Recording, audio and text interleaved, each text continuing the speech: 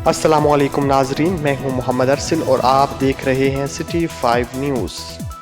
Corona virus फैलाव के पेश नज़र हुकूमत पंजाब के अहकामात के मुताबिक अंजुमन ताजरान जनाब नगर ने शहर भर की तमाम दुकानें, शॉपिंग मॉल, रेस्टोरेंट बंद करवा दिए।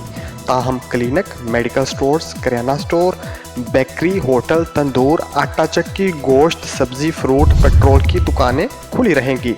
रिपोर्ट कर रहे हैं एहसान अहमद अजीज़ जनाब नगर से। जी, कोरोना वायरस फैलाव के पेश नज़र हुकूमत पंजाब के अहकामात पर अमल करते हुए अंजुमन ताजरान जनाब नगर ने शहर भर की तमाम दुकानें, मार्केटें, शॉपिंग हॉल बंद करा दिए। ताहम हुकूमती इजाज़त के मुताबिक क्लिनिक, मेडिकल स्टोर, किराना स्टोर, बेकरी, गोश्त, सब्ज़ी, फ्रूट और पेट्रोल की दुकानें खुली हैं। एहसान अहमद अजीज़, ब्यूरो चीफ, सिटी 5 न्यूज़। खबरों से बाखबर रहने के लिए हमारे पेज को ज़रूर लाइक करें। मोहम्मद अरसल को दीजिए इजाज़त। अल्लाह हाफिज़।